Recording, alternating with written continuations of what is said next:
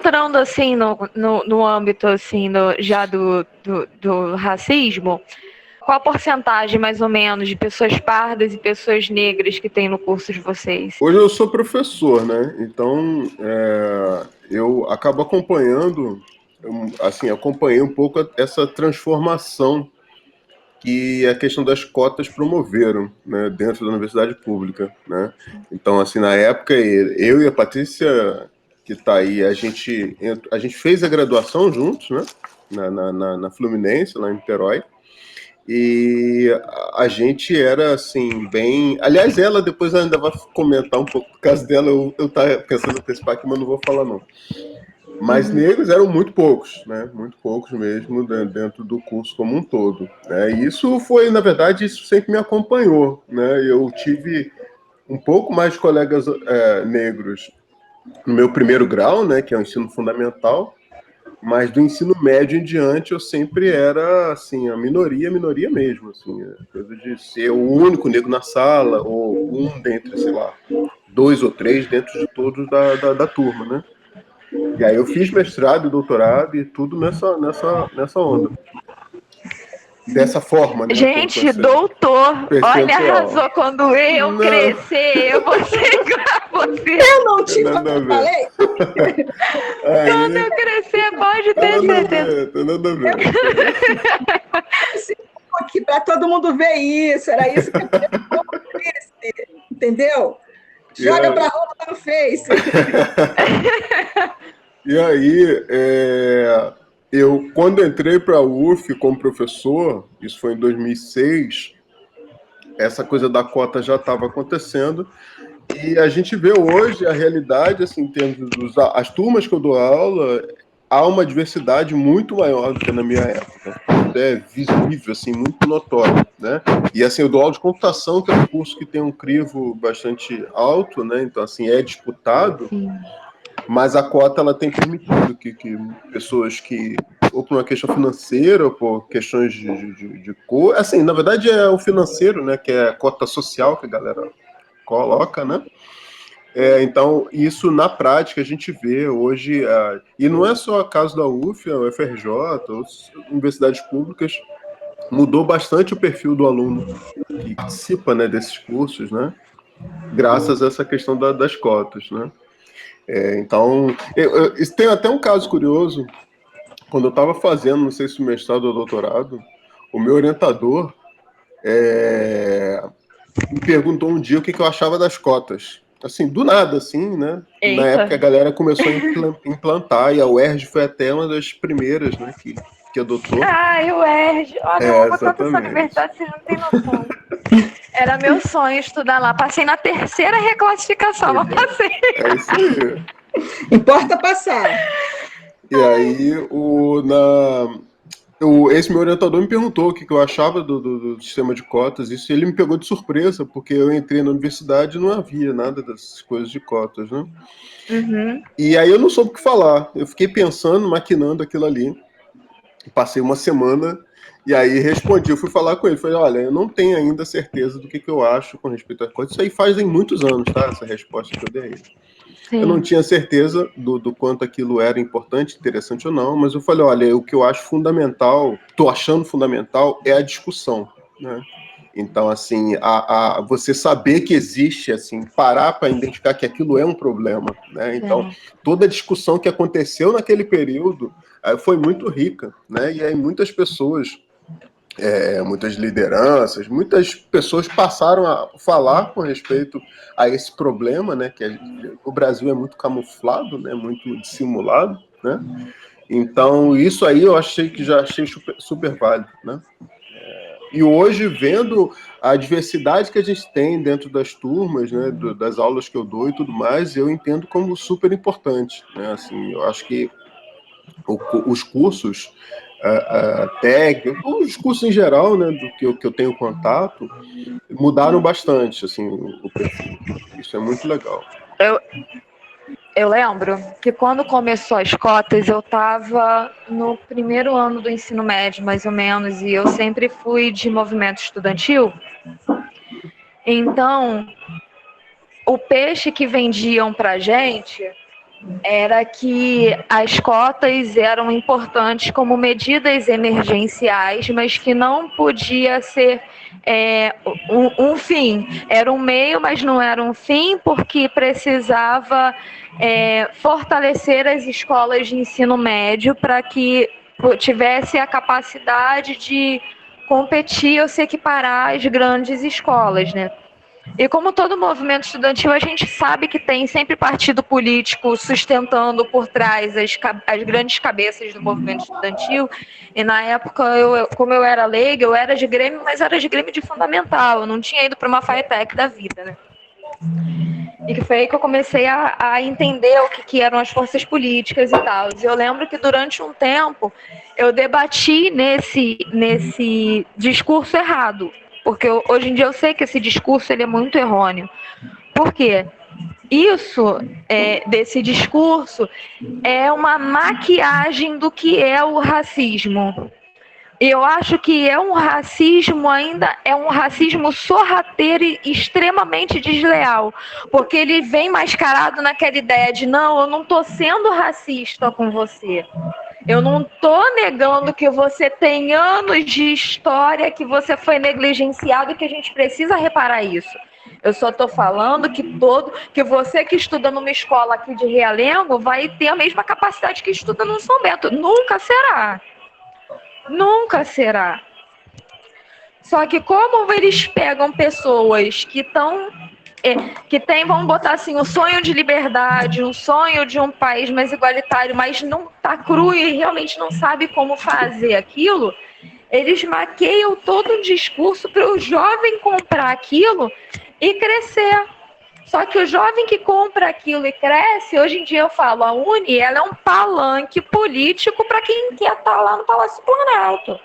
A Uni já deixou de ser movimento estudantil faz tempo. A questão da cota, Carlinho, vou jogar real, não entendo muito da questão da cota. Mas, assim, eu nunca gostei, eu nunca vi essa cota como uma coisa assim. Não vou dizer que não é positivo para quem precise, mas eu acho que, de repente, coloca a gente numa posição como se a gente não fosse capaz de entrar numa faculdade de outra forma. Eu acredito bem assim, nesse sentido. Eu nunca vi essa cota, mas espera aí, também tem um índio, tem um negro, tem, sei lá, né, essas pessoas que não conseguem realmente entrar na faculdade, de repente, para eles, é interessante usar da cota, né? Eu acho que é bem por A aí. questão da cota na UF, o pessoal chama isso de cota social, né? E aí tem os percentuais lá, né? No caso, a pessoa pode... E essa questão do negro até depois é um assunto interessante da gente comentar, né? Mas as universidades hoje, elas aceitam que você se identifique como, né? Como? Não tem uma...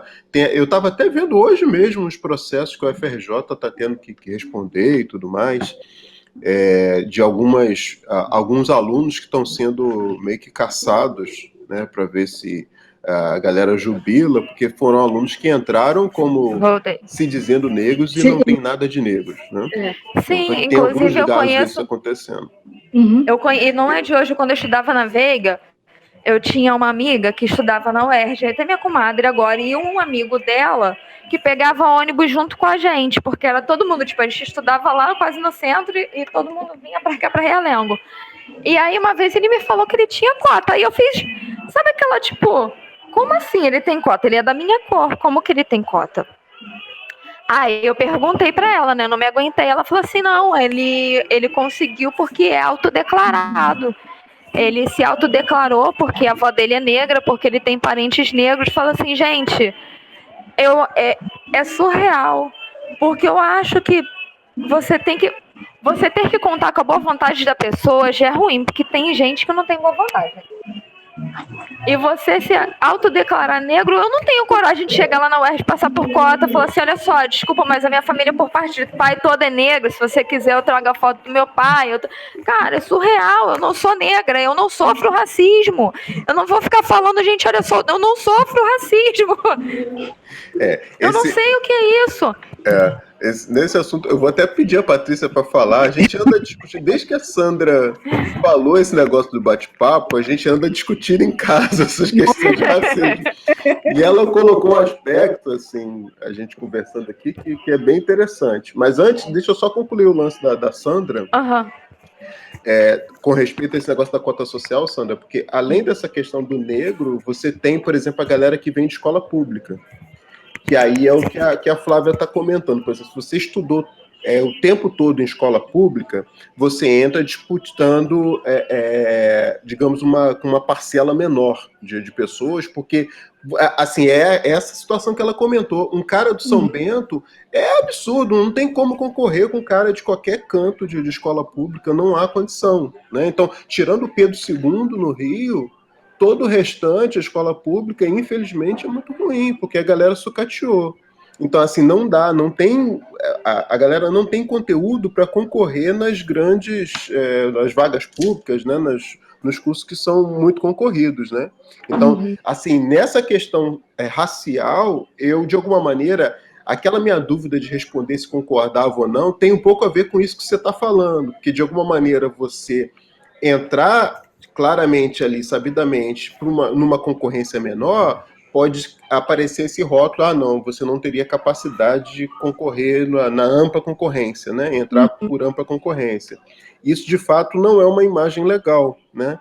Mas, assim, hoje, na prática, assim, dentro da universidade, essa coisa é totalmente superada, né? Assim, antes o pessoal tinha alguns estudos, o pessoal ficava analisando para ver se quem vai entrar como cota, se entra em condição igual, se vai ter que ter aula de reforço e tudo mais. Esse negócio é balela. Hoje você vê as pessoas, o bolo é igual, entendeu? Não tem essa coisa, não, aquele ali tem mais dificuldade porque entrou como cota, não, aquele ali entrou. Isso aí não existe. Não, eu vou te falar, quando eu entrei para a UERJ, eu não quis entrar como cota de escola pública, porque quando eu fui ver, a concorrência para entrar como cota é muito maior para entrar do que ampla concorrência.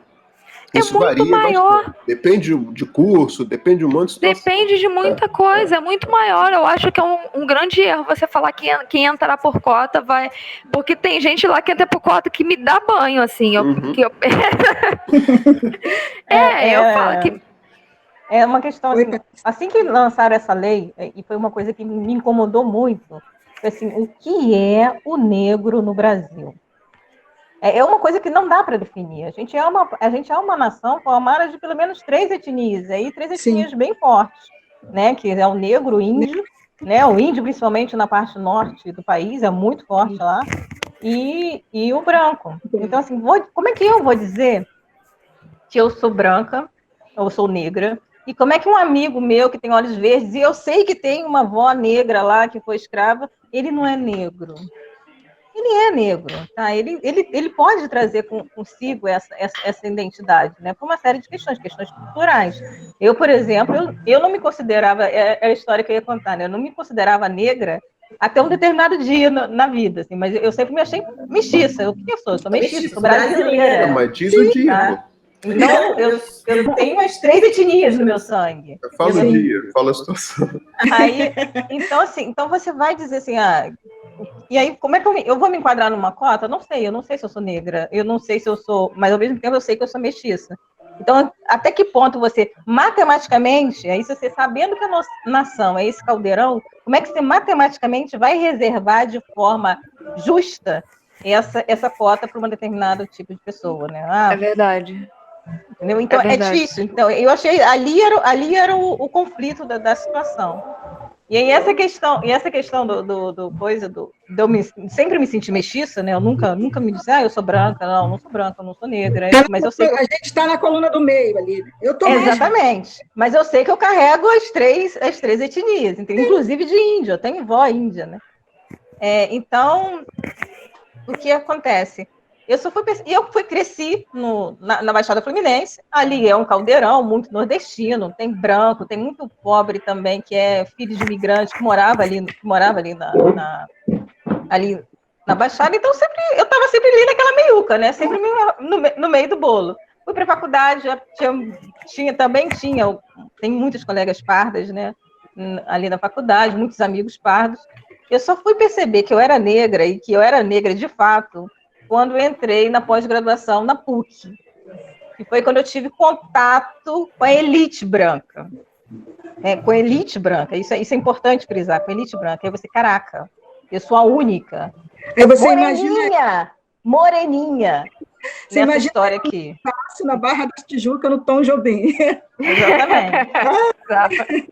Entendeu? Aí você percebe assim, cara, eu sou a única moreninha nessa história. Aí você começa a observar, não, mas tem uns pardos aqui que circulam, bolsistas.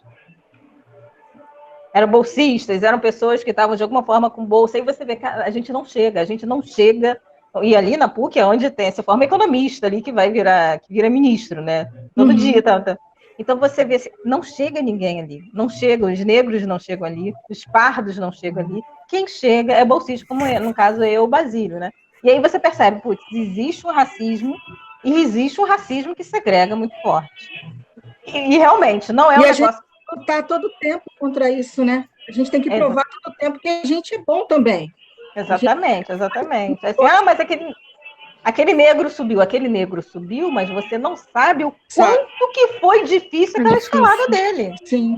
Entendeu? Não foi uma escalada assim, que se a gente for colocar o branco, o filho de um branco numa situação, o filho do negro, a escalada do negro é muito mais difícil. O branco, se ele estudar certinho, se ele fizer tudo direitinho, ele tem a oportunidade. O negro não, ele tem que abrir mão de alguma coisa para conseguir conquistar um posto, né? Então é uma luta, é uma guerra. Isso não fica claro. Então essa batalha não fica clara, né? Do quanto que o caminho é mais árduo para quem é branco e para quem é negro, em função da desigualdade que a gente existe. E isso é em função da escravidão que trouxe a gente até aqui. Né? E o índio, então, nem se fala. O índio luta pela sobrevivência, literalmente pela vida. Né? Então, exatamente isso que você falou, Patrícia. Eu tinha separado aqui, eu peguei lá no Google, uma música tocando. Acho que a música é lá na Flávia. Aqui Gente, eu moro na Coab de Realengo, vocês não têm noção. O isolamento social aqui nunca existiu. Acho que o povo não sabe nem o que é isso. O pagode tá rolando. Hoje não, porque tá chovendo, mas quando não tá chovendo, olha. Patrícia, para colaborar com essa tua palavra no final, gente, eu fiz uma cola, não sou besta, né? Aí eu fui lá e fiz algumas pesquisas e eu anotei o seguinte: causas do racismo. Longa escravidão do povo de origem africana e a tardia abolição da escravidão, pois foi feita de maneira irresponsável, pois não se preocuparam em inserir os escravos libertos na educação, no mercado de trabalho e entre outros. Eu tirei esse resumo aqui, bem resumido, do site brasilescolaual.com.br. Na verdade, eu tenho até uma conhecida minha, que eu até gosto de falar dela, que é a Renata, né, que ela é professora da UERJ, e ela estuda a escravidão no Brasil. E ela é branca, engraçado que ela é curiosa, né, que ela é super branquinha, a gente é meio prima. É por isso que eu me sinto muito mestiça, porque a gente é prima, né? Mas ela é branca, aquela branca que vai no sol e fica vermelha, branca, ela não tem... Então, e aí mas é curioso, que a gente já cresceu juntos, né? E aquela diferença de cor era curiosa entre a gente. Mas o que a gente fala? O que ela falava? Assim, a questão da escravidão foi uma forma injusta no país, principalmente quando a gente entra com a imigração europeia, que é uma coisa que ela coloca que foi mais ou menos na mesma época. Você liberta os negros, você bota eles assim, à própria sorte, né? Porque você não dá nenhuma forma de sobrevivência, você não dá um trabalho remunerado, você não faz uma reforma agrária, você não dá terras para ele. Então você abandona o negro à própria sorte. É isso que foi feito naquele momento. Ao passo que, na mesma época, você tem um governo liberando terras para imigrantes brancos que vêm da Europa, no mesmo momento.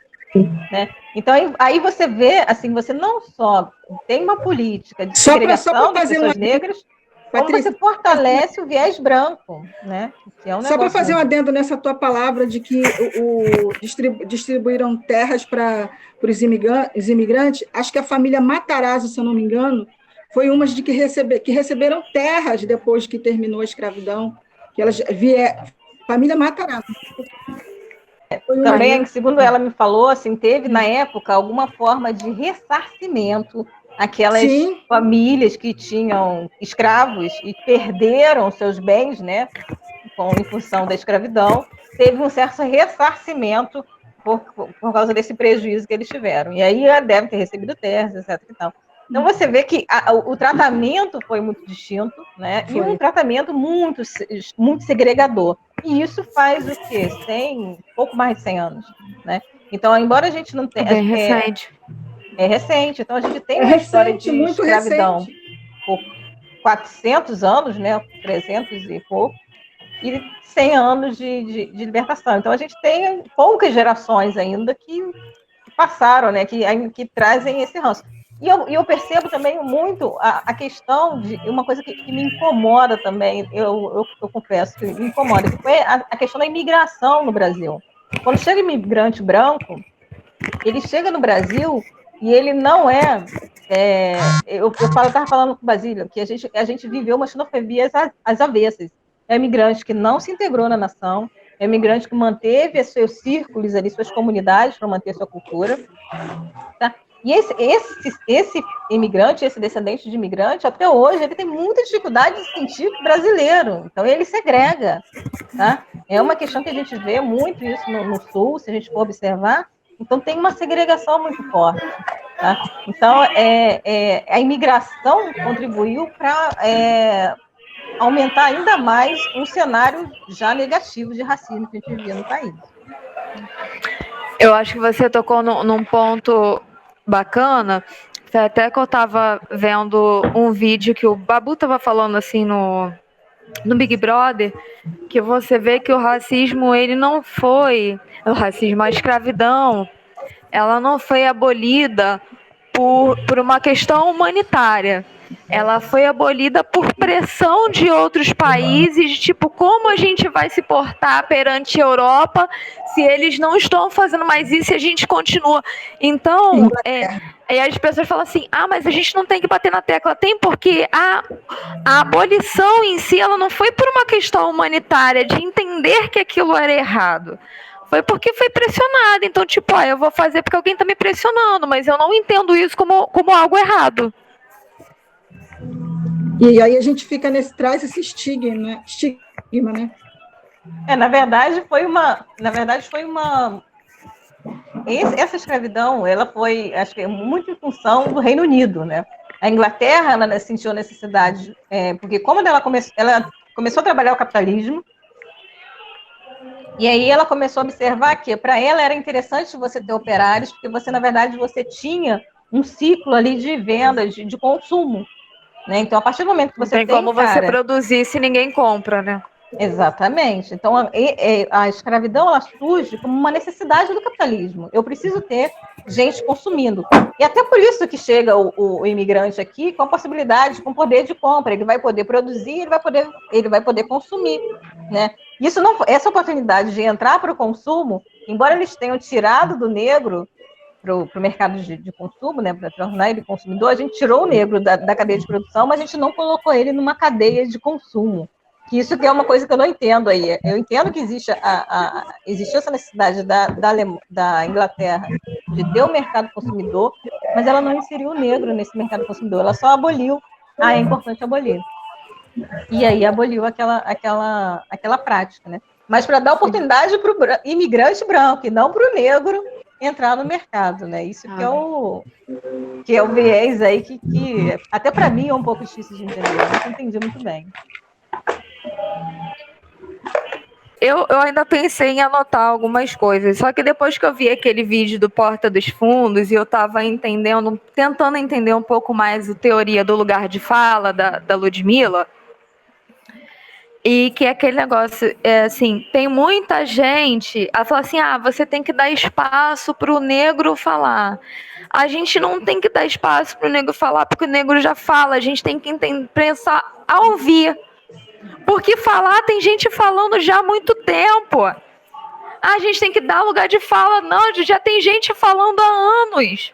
O problema é que a gente não sabe sentar para... Não, vocês já se posicionam há anos. O problema é que a gente não sabe sentar para ouvir. Você tá entendendo? Não adianta você ficar falando igual eu. Posso parar ali no meio da rua e começar a falar igual a mal, falar. De que vai adiantar eu sentar ali na rua e falar se ninguém parar pra me ouvir? Entendeu? Não é de hoje que se fala. Igual, por exemplo, assim, estudando a mídia, eu tenho o ranço eterno da Globo, né? Aí falando assim, porque... Aí eu tenho ranço eterno, tem ranço mesmo. Da Globo tem ranço. E aí falando assim, porque os protestos tinham que ser pacíficos. Aí eu sentei, protesto pacífico. Eu nunca vi uma revolução na história que tenha sido pacífica. Uma sequer que tenha sido pacífica, sabe? E aí fica passando aquele negócio, aquela manteiga, para poder falar assim, tá vendo? Não é que eu não esteja falando, eu tô criticando também, mas eu tô falando alguma coisa, sabe? Mas não dá espaço. Não dá espaço para poder tentar entender e ouvir, porque também não quer, né? Também não quer, não é interessante. Para eles não é interessante. E é por isso que a gente tem que estar falando, né, Carla? Não, esse negócio da Globo, a gente tem algo em comum. A gente não tá nessa reunião à toa, não. É muito engraçado porque, assim, agora a gente já não vê TV aberta já há algum tempo aqui em casa, assim. Não é até por uma questão religiosa, não, mas, assim, a gente, como é de computação, então a gente usa a internet direto. Então, se você tem uma conta no Facebook, você se informa, que a galera fica postando as coisas direto, então você não precisa parar para ver um telejornal para se informar. A gente nunca curtiu novela, a gente acha que é muitas vezes um certo desserviço que os caras prestam, né? Então, assim, as coisas... Você poderia ter um local... Poderia usar essa ferramenta para, tipo, disseminar cultura, né, para a população e tudo mais, mas você não vê isso. Você vê muito estímulo à violência e coisas assim que são bastante delicadas, né? Então, assim, a gente já há muito tempo não tem essa coisa com a Globo. O que eu acho interessante é que agora, em função do governo e de uma série de coisas, as pessoas descobriram que a Globo é... Entendeu? A gente há anos, né? Há anos você vê muita gente sentando pau na Globo. Agora que a galera descobriu que há uma manipulação, né? Que na verdade é muito triste, né? Então, assim, toda a mídia, a grande maioria das mídias que a gente tem, impressa ou televisiva e tudo mais, é muito manipulada por grupos de empresários, né? Então os caras usam esses mecanismos para direcionar para A ou para B, baseado nos seus interesses. Eu moro aqui, a gente mora em Rio das Ostras. Quando ia para o trabalho, às vezes eu até parei de ouvir rádio, mas a rádio aberta, assim, normal. Fico ouvindo música, né? Minhas músicas, né? Entendi. Mas, eventualmente, quando eu via rádio aqui, as rádios aqui de Rio das Ostras, Macaé, são rádios locais, né? Então, são rádios que só funcionam aqui na região dos lagos e tudo mais. Não, foi. Essas rádios não são as mesmas rádios, né? As mesmas faixas lá do Rio, né? E às vezes tem alguns noticiários desses que aparecem no meio da transmissão, tipo, tem uma música e tem um noticiário. Aí vai o cara e manda a notícia, assim, totalmente isolada, e uma notícia que é super política. Entendeu? E aí você para pra pensar, caraca, o cara falou um negócio, é um ponto de vista, assim, não tem ninguém para dar o contraponto, e o cara fala aquele negócio no meio da transmissão. Pô, para você que é minimamente razoável, assim, pra gente que raciocina, o que acontece? Pô, tem um grupo lá de cima, temos que colocar essa imagem aqui de fulano, seja lá quem for, e aquilo ali vem de cima para baixo. E aí chega nas rádios, o cara vai e coloca aquilo lá e a galera fica engolindo as coisas, entendeu? Então, assim, a questão da falta do senso crítico é um negócio muito bizarro. E aí tem uma bandeira, né, uma vez que eu sou professor e tudo mais, uma bandeira que eu levanto, que é uma das formas que a gente tem de sair um pouco desse buraco é através da educação, né? Então, assim, pra gente que está envolvido com a educação é ótimo, mas a gente precisa colocar muitas pessoas de bem, para estudar, para ter senso crítico, entendeu? Porque, do contrário, a gente fica simplesmente tendo que engolir as coisas que as outras pessoas estão pensando, estão falando, estão produzindo. Isso é muito delicado. Inclusive no jornalismo, isso é tão naturalizado, e eu acho que foi um dos pontos que eu não quis seguir o concurso, eles falam que não é a mídia que agenda o povo que agenda a mídia. Eles agendam o que eles querem ver, as notícias que eles querem receber, e a mídia entrega o que o povo quer. Só que é uma posição que, tipo, eu me isento, eu não tenho nada a ver com isso. Se você gosta de fofoca, eu tô te dando fofoca. Se você tá vendo, tudo bem pra você. Eu tô te entregando o que você quer. E, inclusive, é tão sujo que quando eles fazem esse isolamento de um fato e eles colocam uma notícia totalmente aleatória, tipo, eles fazem um recorte e te entregam de forma aleatória para poder você interpretar do jeito que você quer. Isso é tão sujo porque, na verdade, não é mentira. A mídia ela não tá te contando uma mentira. Ela só tá te contando parte do fato. É fake news? Não é fake news. Tem uma coisa sujo, aí. É sujo. E tem uma coisa aí que eu acho que não sei se as pessoas agora conseguiram perder a inocência, mas é o dono do jornal. Aqui em Macaé, você falou um caso de Macaé, que aqui em Macaé tem 2 jornais, acho que tem o Debate ou não sei o quê, ou Rebate. O Debate e o Rebate. É parecido o nome. Pela cor do jornal, você já sabe qual é o partido. Cada um de um partido, é sério. E é jornal local de circulação, então vocês sabem, assim, esse é do partido do Fulaninho e esse é do partido do Joãozinho. Pronto. Então, assim, e aí fica cada um contando a sua versão do fato. É o mesmo fato, mas cada um contando a sua versão do fato. E assim, e teve algum tempo atrás, eu acho que foi até uma época, assim, acho que foi no início do governo Lula, acho que foi no início do governo Lula, e foi uma questão de que o que acontece no Brasil, isso é um fato também. As forças políticas, principalmente no Nordeste, têm seus jornais. Então, eles colocam as notícias que lhes cabem colocar ali. Né? Você for ver assim, por exemplo, meus parentes são do Maranhão, a família Sarney tem os seus jornais. Tá? Então, aí eles colocam aquelas notícias que lhes cabem também, que é legal aparecer na mídia. Então, assim, agora as pessoas receberam um perigo de você ter isso, que é o cara falando, mesmo fato, o cara vai falar A e o cara vai falar B. Isso era uma coisa que quando teve uma época que eu lia muita Veja por causa de Enem, na época do vestibular, me incomodava muito, porque toda matéria que eles falavam, eles colocavam exatamente para onde que eles queriam me levar. Olha, o meu ponto de vista é que isso não é bom. Entendeu? Assim, e mesmo assim, poxa, mas tem um outro lado da situação. Ele não abordava, ele só falava, não, olha essa coisa horrorosa, essa cor aqui, essa...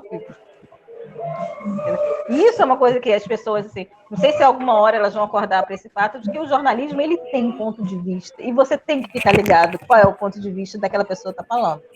Senão você é engolido por aquela notícia sem analisar. Agora, é óbvio que isso só as pessoas que têm algum tipo de senso crítico conseguem perceber isso. Essa matéria aqui é uma matéria de direita, não, essa matéria aqui é uma matéria de esquerda. Isso é nítido. Você começa a ler o jornal, você já sabe.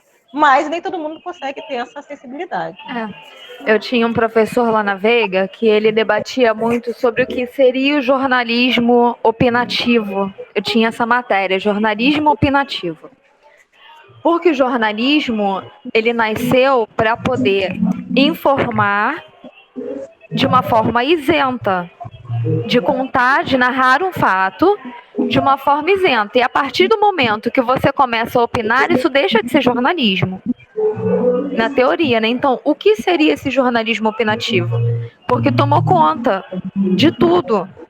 É muito difícil você pegar uma mídia que seja de fato imparcial, porque tem muito interesse econômico envolvido. Muito interesse econômico. Acho que diria que só interesses econômicos estão envolvidos. Porque o compromisso com a ética do jornalismo a gente não vê mais. Não vê mais. A não ser, por exemplo, no Intercept Brasil, sabe, essas mídias independentes? No Intercept da vida, ou arriscaria até num Catraca Livre, talvez tivesse assim uma isenção de interesse econômico envolvido. Mas enfim, é complicado. Mas talvez, Flávia, isso não acontece com essas mídias porque eles trabalham assim muito a questão do ao vivo, do fato na hora, ali em cima do ato? Então, porque até o ao vivo, Alessandra, dependendo de como você entra ao vivo, dependendo de como você se posiciona, você manipula. Você manipula. Sim. Porque a gente via nas manifestações, por exemplo, de 2013, meu Deus, que arrependimento de ter participado daquilo. Porque eles pegaram as manifestações de 2013, eles deturparam a manifestação e aí a gente parou aqui do jeito que a gente está. Mas você via nas manifestações de 2013, estava tudo muito tranquilo. Enquanto estava tranquilo, ninguém entrava ao vivo, ninguém mostrava.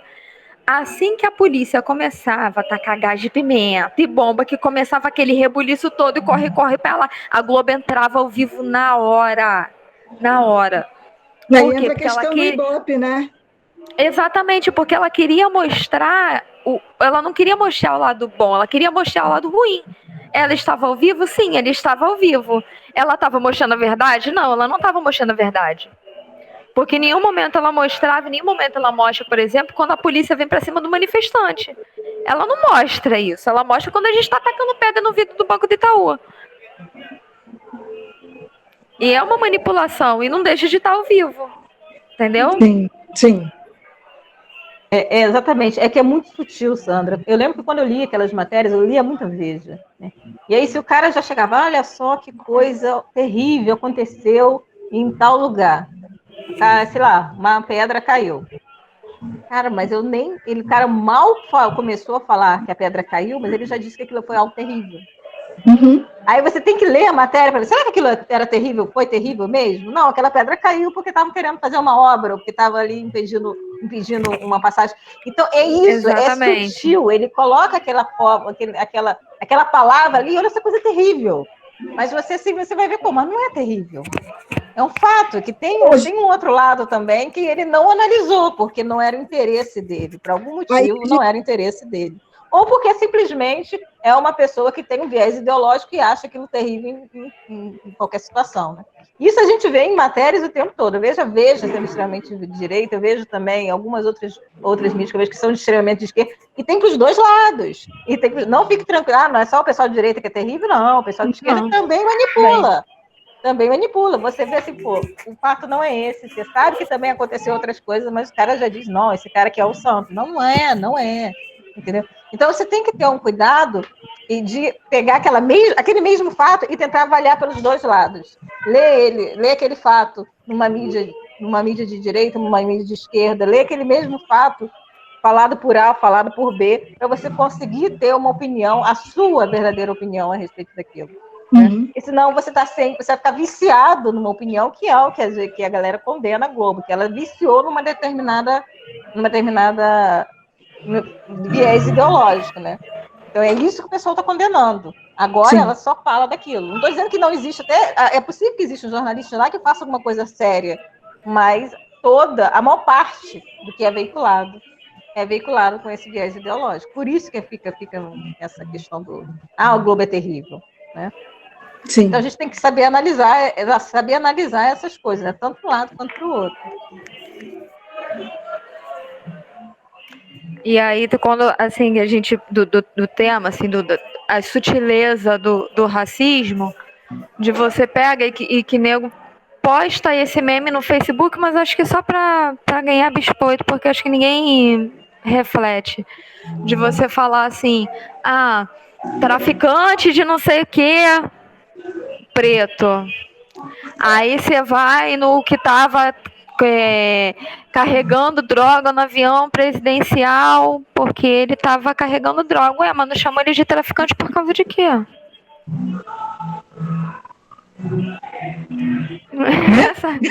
Eu não entendi, porque quem...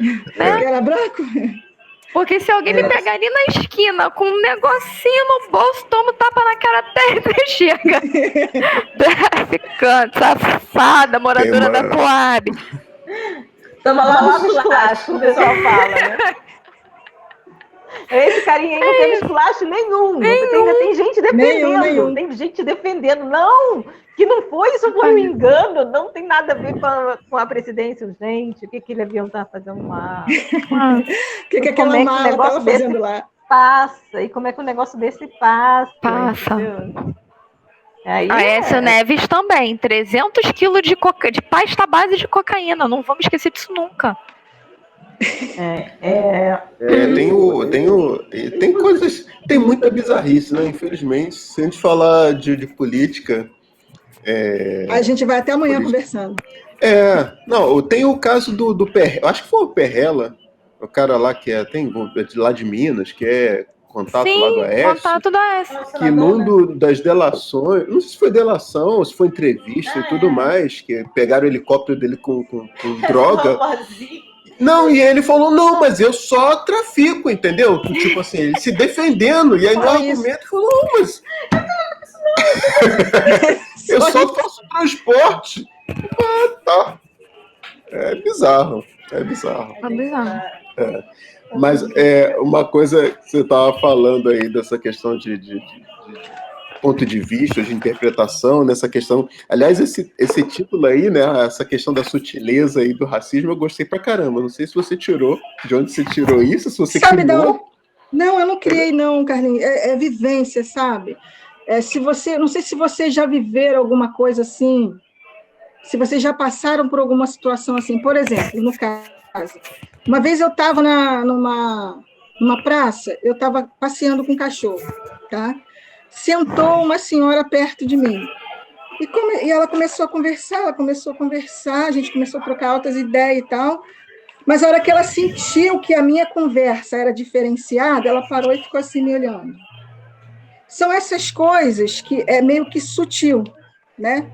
Que eu entendo como meio que sutil. A pessoa pode não expressar um racismo de fato, mas naquele momento ali eu senti assim que ela me olhou. Como assim? Porque, gente, não sei se vocês sabem, eu faço serviço de diarista, e eu nunca escondi isso. Trabalhava de segunda a sábado, ganhava muito bem para pagar minha faculdade, graças a Deus estou indo. Então, eu acho que no imaginário dela passou assim, caramba, como é que essa pessoa pode falar isso dessa maneira, ter esse nível de conversa? Foi a impressão que ela me deu ali naquele momento, entendeu? Quando eu comecei a acompanhar a conversa dela e dialogar no mesmo nível. Então, acredito que são esses detalhezinhos que a gente pode colocar no lugar de sutileza, né? De sutileza, não, perfeito. Não é? Perfeito. Essa semana, Sandra, isso aí, você falou, isso acontece que a gente começa a estudar, começa a ter senso crítico, começa a ficar sensível, né? Um monte de comportamentos. Essa semana, por exemplo, veio um rapaz fazer alguma entrega aqui em casa. E a gente mora, felizmente, a gente conseguiu. A gente nem sonhava muito com isso, não, mas hoje a gente mora numa casa próximo da praia, uma casa visualmente dentro de um condomínio, né? Então você acaba tendo as pessoas te enquadrando dentro de um perfil, né? Ali de pessoa. Condomínio cheio de bolsominion, diga-se de passagem. Deve ser terrível para vocês. Eu não acho que vocês seriam petistas, mas bolsominion eu sei que vocês não são. Não, assim, eu não estou nem falando A Patrícia até fala que hoje ela usa essa questão a expressão Lula livre, dizendo que ela é Lula livre, para afastar bolsominion. Você não precisa ser, mas diz que é. Aí você já elimina o mal na raiz, entendeu? Fica longe, meu, hein?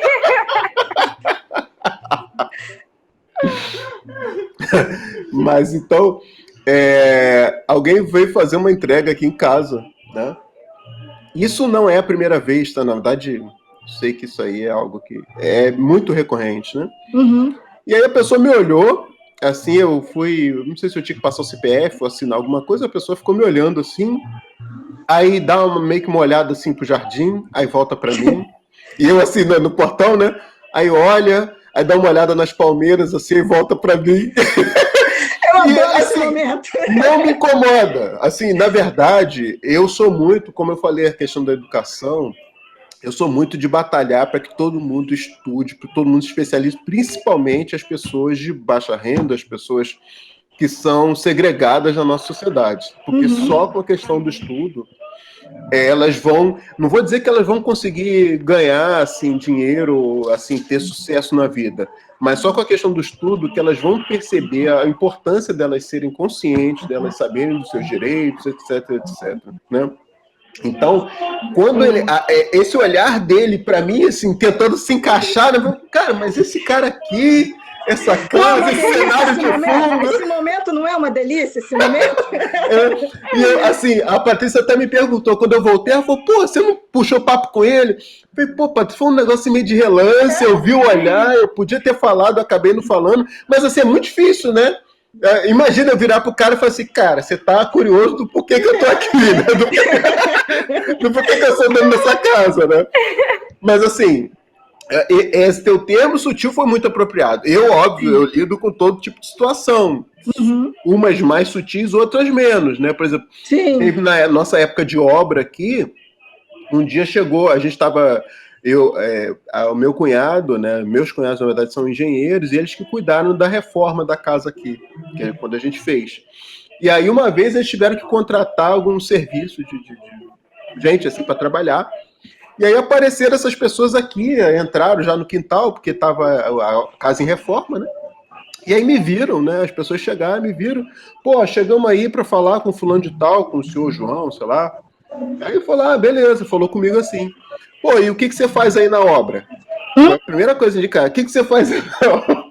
Aí eu, não, sou o dono da casa. Cara, assim, aí aquela coisa, tipo...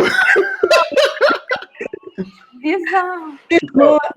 Isso não é nada sutil, né? Mas assim, eu não ligo muito, não me incomoda muito. O que eu acho que é super importante, e aí eu tenho recentemente passado a falar muito mais, contar um pouco da minha história, contar dos meus casos. Sua história é linda, Carlinhos, sua história é linda. Porque, de alguma maneira, eu recentemente, Sandra, principalmente, infelizmente, aí, durante a última eleição presidencial, em que eu comecei a argumentar e falar um pouco mais, algumas pessoas que eram próximas minhas, sabe? Tipo, colega que estudaram comigo e tudo mais, as pessoas não sabiam que eu já tinha sofrido algum tipo de preconceito. E mais, ainda ficavam mais surpresas de dizer que eu ainda sofro. Entendeu? Então, assim, porque, assim, para mim, não tem como, assim, você entra numa loja de departamento, e aí o segurança já saca o olho e já fica aquele mal-estar, aquela coisa de querer te acompanhar. Porra, isso me deixa muito desconfortável, entendeu? Muito Mas desconfortável. você acha que essas pessoas, elas realmente não sabiam por ingenuidade ou por fechar o olho? Por fechar o olho com... Você diz a da obra? Não, dos seus amigos que falou que não sabiam que você sofreu racismo. Então, você sabe, é um negócio curioso, tá? Porque eu acho que essa questão do convívio, né? Você convive com uma pessoa, você sabe que aquela pessoa é bacana, ela é inteligente, ela é extrovertida e tudo mais. Às vezes eu acho que pode passar batido a história daquela pessoa, entendeu? Você tem muita experiência com o momento ali, com a situação. Eu tenho uns casos, por exemplo, no meu ensino médio eu estudei no Werneck, que era uma história, infelizmente ou felizmente, mas fechou, né? Faliu lá em Petrópolis, é um negócio para mim muito absurdo, né? Isso é meio que uma prova do quanto a educação não é levada a sério no nosso país, né? Um monte de escolas que fecham, né? As pessoas não conseguem administrar. A Gama Filho tá lá se acabando. Filho, né? Exatamente. Então, nessa escola do ensino médio, que era uma escola meio cara, né, de muita gente de elite de Petrópolis, uma menina uma vez virou para mim e falou assim, cara, eu não, assim, ela tinha intimidade para falar comigo, e ela virou e falou assim, olha, você sabe, eu detesto negro. Porque negro fede. Que isso, gente? Negro normalmente, sério, falou pra mim assim. E eu gosto, e é por isso que eu gosto muito de você, porque você não fede, você é inteligente, você tem um papo legal e tudo mais. E eu não tinha a maturidade que eu tenho hoje, né? Eu, no mínimo, assim, não era uma coisa assim de tipo, denunciar na delegacia ou nada do tipo. Mas ela era uma pessoa totalmente tranquila a ponto de eu conseguir convencê-la do contrário. Então, de levar ela lá pro meu bairro, levar lá pra minha família, falar, olha aqui, ó, outros tantos que são negros e que também não Negros fedem. que não fedem. Entendeu? Mas naquela época eu acabei assim olhando, meio que daí fiz um contraponto, assim, não é bem assim, coisa e tal, mas acabei não levando a coisa muito a fundo. Mas é super importante que hoje a gente não deixe essas coisas passarem batido, entendeu? Porque as pessoas vão se acostumando com esses comportamentos, né? Vão mas se acostumando. Pode falar. Então, desculpa, gente, eu interromper vocês, mas é isso que me preocupa, Carlinhos. A pessoa tem que reconhecer que ela pode. Sim. A pessoa precisa reconhecer que ela é capaz. Entendeu? Que a gente tem potencial para ir além. Não deixar essas situações travarem elas, entendeu? É por isso que eu queria muito que a gente fosse ao vivo, porque muita gente está porque sofreu. Tá cortando. Tá cortando? Tá. Gente reprimida em casa, que sofreu uma situação, né, de preconceito, e não sabe como se libertar. E são exemplos assim como esse que o Carlinho deu, como a gente está conversando aqui, que faz com que a pessoa tenha força, entendeu? Para lutar contra isso. Eu acho que é bem por aí. Então, Sandra, sobre essa questão. Não, e às vezes até tem. Não, sobre essa questão da divulgação, depois eu vou pegar, porque eu botei para gravar o vídeo, né? A gente está gravando isso aí. Meu Deus. Depois, se vocês quiserem. Não, se quiser, se não quiser, sem problema. Não, faz uma edição lá e. Então, eu posso editar, só deixar as falas, as coisas principais, e eu coloco lá subo no canal no YouTube e você posta no Facebook. Tá bom. E aí a gente pensa. E aí a gente pensa em, de repente, numa próxima, que aí eu acho que é válido, uma vez que não entrou muita gente, né, a gente faz mais pressão para a galera entrar, e aí a gente tenta fazer a coisa via transmissão direto lá no Facebook e tudo mais. Eu posso fazer, não tem problema. Assim, posso procurar como faz, entendeu? E agilizar isso pra gente, não tem problema. Porque, assim, é um pouco disso que eu estou comentando. Em função dessa questão da eleição presidencial e de eu começar a perceber que muitas pessoas ao meu redor não sabiam das minhas experiências, das minhas histórias, que eu comecei a não me pressionar, mas dizer, não, eu preciso contar a história, eu preciso falar para as pessoas, porque certamente tem muitas pessoas que sofrem o mesmo tipo de situação, ou que vão sofrer, e que nada muda se a gente não parar para de alguma maneira, tocar na ferida, né? Então, exatamente. A ideia de te falar, e aí, assim, eu me coloco à disposição sua, assim, para a gente promover isso aí, promover essa discussão que eu acho muito importante, entendeu? É por isso que a gente se animou. A gente está aqui, a gente ainda nem almoçou. Não, a reunião da Sandra. Comi correndo.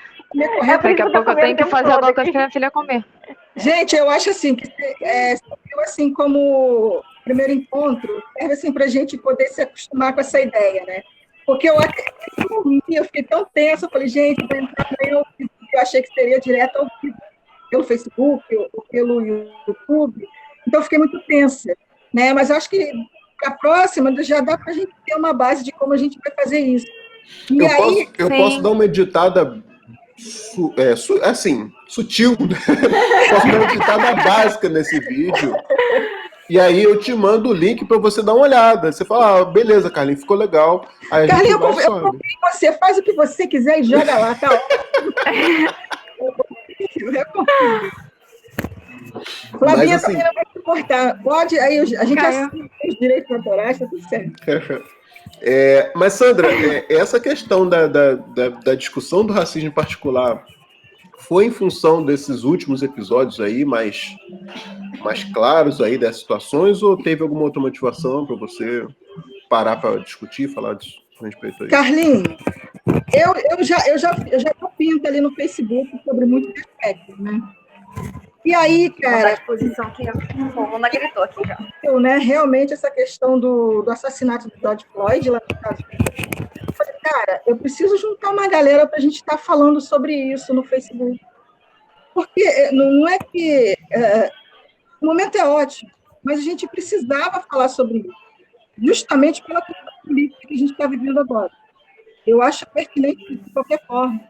Eu acho que seria interessante a gente falar assim, dando voz, como eu falei para outras pessoas que não têm coragem Eu fiz uma outra postagem que uma amiga minha entrou e deu o relato dela. Eu falei, gente, tá vendo como é que funciona? Então, eu acho assim, Carlinhos, você, Cristina, Cristiano... Eu acho que ele caiu. Ele não tá Caiu mais na não. live, não. Não, Não tô tá aqui, vendo? tô aqui. Ah, Tá tá. vendo? Então, Tô. há muito tempo que eu penso em você, há muito tempo que eu penso na Cristina, como eu já falei. A gente pode estar se expondo um pouquinho melhor para mostrar para outras pessoas, olha só, a gente conseguiu, você também pode, sabe? Foi difícil, foi muito difícil, principalmente a sua história, cara. Da Cristina também não foi fácil, entendeu? E mostrar para essas pessoas, olha, dá, não se esconde não, sabe? Não tenha vergonha não, em frente. Seja lá o que for que você faça, a maneira que você estiver vivenciando algum tipo de racismo, se posicione. Porque, de certa forma, Carlinhos, a minha história também você conhece, eu cresci numa casa de família, eu cresci tendo bom do melhor do que não era meu, entendeu? E ali, praticamente, eu já tive que lidar com algumas situações que eu digo sutis, eu não posso dizer que eu sofri um racismo velado, eu nunca sofri, gente, velado não. Mas essa questão do sutil. E aí tem muitas pessoas que não entendem esse lado e se deixam levar quando elas ficam aprisionadas, entendeu? Então, acho que vale a pena a gente estar se movendo nesse sentido, para poder estar libertando outras pessoas. Então, foi por isso que eu pensei, vamos lá, vamos ver o que dá para a gente fazer. E tem uma questão também, essa questão de dizer, eu sou capaz, também a questão de, assim, as pessoas perceberem que, outro chegou, eu posso chegar também, e também perceber assim, que não é algo impossível. Aquela pessoa que chegou, ela não é um superdotado, não é uma pessoa que simplesmente teve um propósito, teve um foco e seguiu aquele foco.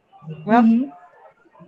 Da mesma forma. Então, acho que o que falta nisso, e às vezes, principalmente hoje em dia, né, que os jovens parecem que são todos, né, A geração ID. Cara, se você tiver foco, você tiver um objetivo, você pode chegar lá.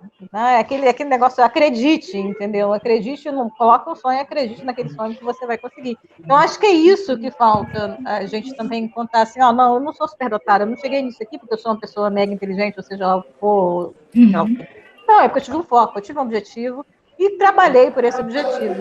E qualquer pessoa pode fazer isso, desde que ela chegue, aquele caminho básico, né, de sobre esse foco, você vai chegar a realizar seus sonhos. Oi, Tina. Tudo bem? Tudo jóia. Mais creche. Tininha na área. Tô no trabalho, Tá no gente. trabalho. Mas isso é uma caveira, Tina? Pô, pelo amor de Deus. É mórbido, Tina. Isso é pra galera não chegar perto, né? Exatamente. É para mostrar que eu vim. Então, Tina, fala aí, Sandra. Olha só, tem a Flavinha aqui, eu não sei se você sabe, Flavinha é minha irmã do pai. Não, muito prazer. Vocês se parecem mesmo. Oi, prazer. Todo mundo fala. Flavinha, ela é jornalista. Caiu a Flávia? Não, tá aí, tô vendo. Flavinha? Gente, eu acho... mas tá ruim minha conexão, tá muito ruim. Ah, que pena. Então, temos duas jornalistas aqui. Agora é você. Não, é uma jornalista e uma pseudo-jornalista, que eu parei no 7º. É verdade. É uma jornalista e uma metida jornalista. Mas ficou um vestígiozinho aí, não ficou, não? Ficou. Inclusive, eu ia falar disso agora, da mídia. Ela tá dando atenção para esse caso do Floyd lá, porque é uma coisa que estourou mundialmente. E eu acho que havia a necessidade, assim, a pressão para falar sobre. Porque nós já tivemos casos aqui de jovens sendo chicoteados dentro de mercado e passar, assim, sabe, levanta o pé que eu tô passando pano. Uhum. Exatamente. E não teve essa repercussão. Não teve essa repercussão. Aquele cara, o caso do músico lá dos 80 tiros. Aquilo ali é um negócio pra gente parar o país, entendeu? Assim, ter muita revolta, né? É um negócio no que não se Parque de justifica. Madureira, 4 Mesmo jovens, se você 100 e tantos tiros e... Mesmo se você tivesse certeza que os caras ali dentro eram bandidos, nada justifica, 80 tiros, isso só no carro, entendeu? Isso é só no carro. É um absurdo, entendeu? Assim, e mais recente também, teve o caso do menino João Pedro, eu acho, que foi na comunidade em São Gonçalo. 70 tiros dentro de uma casa onde só tinha crianças, adolescentes, né? Também nada justifica. E ninguém tem explicação para isso. Mas eu acho que nos Estados Unidos a coisa está crescendo tanto porque eles estão em período de eleição, se não me engano. E eu acho que a galera está querendo tirar o Trump. Então talvez isso tenha ganhado uma força maior por conta dessa questão eleitoral. Eu rezo todo dia pro Trump cair também, gente. Que se ele cair também, eu gosto de que caia também. Com certeza. Rezo todo dia. Tomara que ele vai levando a corda toda junto, né? Com certeza. Gente, eu vou ter que sair aqui, porque eu tenho uma criança pequena. Mostra ela aí, você não mostrou. E aí eu vou ter que sair. Eu gostei muito da conversa, foi ótima. Ô, Flavinha, olá, Ana Cristina. Oi. Então, que eu ia falar que não dá para você escutar o relato da Cristina, não dá para esperar mais um pouquinho? Ah, sim, eu espero um pouco, pode falar. Tem que fazer um relato, todo mundo falou, você acha que você ia ficar de fora, meu bem? Mas eu acabei de chegar, não entendi. 1h30, já que a gente está aqui, o papo é muito bom. Então, vou até tirar a máscara, que ninguém me veja aqui. Ai, meu Deus. Então, é para contar o quê? Sobre o meu progresso, até onde eu cheguei, como eu cheguei? Isso por aí. Por aí, as dificuldades enfrentadas. Eu acho que foram as mesmas que todos vocês devem ter dito aí, né? Na verdade, porque ser pobre, preto, no meu caso, mulher, aí tem todo um agravante, né? E quando a gente foge da manada que a gente sai da ordem que deveria ser, já gera um conflito, inclusive familiar. Quando você faz diferente do que a família inteira fez, do que todo mundo espera que você faça também. Então, eu, enquanto mulher, eu acho que eu fui criada para crescer, multiplicar, me casar, ser dona do lar ou ser dona do lar dos outros. E nunca ser dona da minha própria vida, né? E aí, quando eu escolhi fazer diferente, tiveram muitas barreiras e uma força muito grande para que eu desistisse. Além da força externa, que já é muito grande, tinha a força interna também.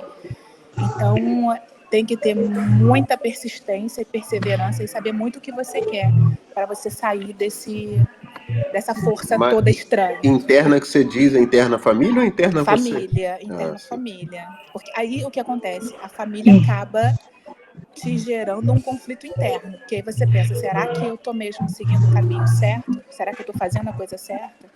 Porque enquanto você está persistindo, está todo mundo dizendo, olha, se der errado, o problema é só seu. Não tem ninguém disposto a te ajudar. E aí, até quando está começando a dar certo, tem sempre um mais. Mas por conta disso, ela chegou até ali. Né? Então, você não tem nenhuma força de que você consiga... nenhuma mão te ajudando a seguir adiante. É sempre de que talvez seu caminho pare ali. E aí, você tem que continuar perseverando e... Enfim, não digo nem insistir, né? Porque quando você insiste, você está insistindo às vezes num erro. Quando você persevera, você enxerga onde você está errando e talvez por isso você não esteja alcançando o seu objetivo e aí você vai procurando outros caminhos para chegar em algum lugar. E foi o que eu fiz e que eu tenho feito até hoje, né? E com muita garra, né, Primo? E com muita garra, né? Suor e lágrimas. Cristina, uma curiosidade, assim, como é que é essa questão de racismo assim no seu dia a dia, né? A gente já estava batendo papo aí desde a coisa, mas como é que é com você? A gente estava até falando, eu estava elogiando a Sandra em função dessa questão do título aí, que é da mensagem que ela chamou, da questão da sutil... Toda hora eu esqueço, a sutileza do racismo. A sutileza do racismo, né?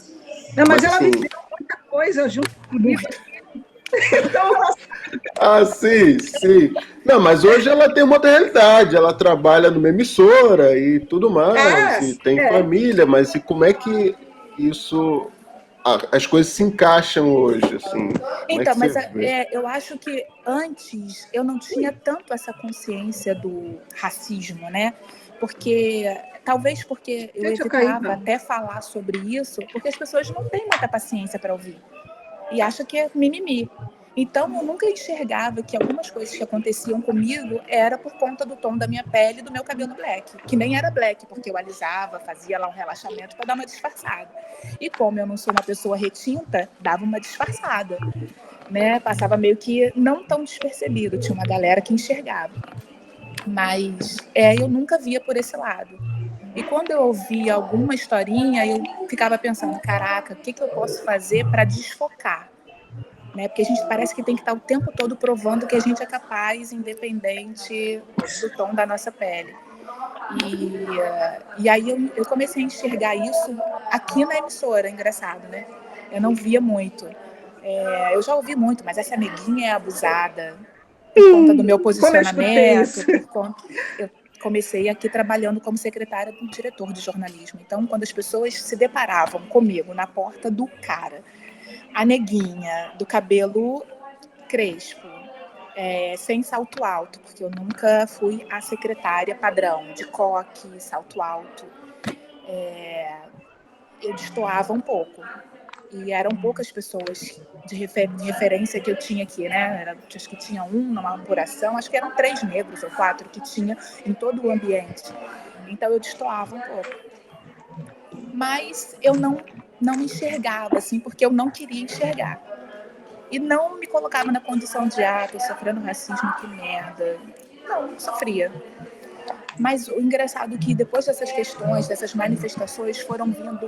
Eu sofri tanto nas últimas semanas, eu chorei, porque eu me lembrei de tanto que eu sofri, e sofri calada, sem nem ter chance de expor, dizer que aquilo me fazia mal. Que determinadas situações, determinadas palavras, aquilo me magoava. Porque eu preferia me manter de cabeça erguida para não me deixar abalar. Isso é muito doido. E quando o filho aquela criança morreu, acho que foi, sei lá, umas 2, 3 semanas atrás, eu sofri muito porque eu vivi muito essa questão de empregada na casa de uma pessoa rica, em que o seu lugar era na cozinha. Acabei de falar isso, nos prima. fundos, e eu passei um tempo por isso, inclusive com o teu filho, né, Sandra? Né? Nós dois vivíamos confinados no quartinho da empregada, então a morte Eu frequentei criança, muito aquele quartinho. Mexeu Desde muito os 10 comigo. anos naquele quartinho. Eu acho que a nossa luta, a nossa garra veio daí. A minha veio, com certeza a tua também. Porque então, foi dali que eu saí e resolvi que eu não queria viver naquele quartinho, né? Exatamente. Não era aquilo que eu queria para mim. E aí, essas manifestações, eu tenho descoberto tanta coisa que nos foi impedido de saber na escola. A gente não sabe da nossa história, de onde a gente veio, da nossa raça, dos heróis da nossa raça na escola. E hoje eu nunca soube que tinha grandes escritores negros. Eu fui descobrir com toda essa manifestação, porque eu comecei a correr atrás e seguir pessoas que falam sobre isso, enfim, um monte de outras coisas. Então, tudo pra gente é muito velado, é muito escondido. E parece que a gente tem a obrigação de viver um padrão que é legal e bom para toda uma galera, mas que a gente não tem referência. E a nossa referência é sempre num cantinho, é sempre escondida e é sempre velada. Se você quer saber da sua história, você tem que correr atrás e procurar. Você não tem aí exposto. E aí, quando eu vi uma galera que tem voz, né, na internet, abrindo o espaço das suas redes sociais para que pessoas negras que também têm né, que tem uma fala enorme, mas que não atende a uma galera tão grande, é que abriu o leque para uma outra galera que também tem interesse nessa parte, tipo, eu quero saber também que os negros não foram só escravos, que eles não foram só isso, porque o que a gente aprende é que os negros vieram da África, foram escravizados e ponto. Então, essas manifestações e essa conversa que a gente está tendo para ouvir o ponto de vista de a história do outro, isso eu acho que enche mais a gente de esperança, do tipo, caraca, a gente tem voz e eu quero ensinar para o meu filho coisas que eu não tive a oportunidade de aprender. né? E coisas que eu não sabia. E para finalizar a minha história, enfim, aqui agora como jornalista, mas antes como secretária, eu sempre fui uma pessoa, graças a Deus, empoderada por natureza, porque eu nunca me deixei que me colocassem em um lugar onde achavam interessante para mim. Eu nunca soube o que eu queria ser, mas eu tinha certeza que a vida que eu tinha não era a que eu queria. E foi o que foi me levando, né? Fui como o rio, achando uma brecha aqui, achando uma oportunidade ali. Enfim, eu fui me agarrando e estou aí. E além de jornalista, sou empreendedora. E vamos que vamos. O céu é 2 limite. faculdades. Exatamente. Para quem mal conseguia concluir o ensino médio e o fundamental, eu tenho 2 graduações só pelo meu esforço. E eu tô aqui há 10 anos tentando.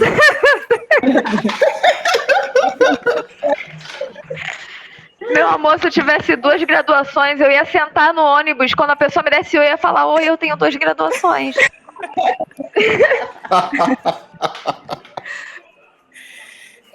É verdade. Legal. Eu fico mesmo orgulhosa de mim. Porque eu mereço, nós assim. Não foi fácil. Viu que histórias lindas contar para todo mundo ouvir? Não, bacana. Não, a gente vai fazer isso mais vezes aí. Valeu a pena ter ficado.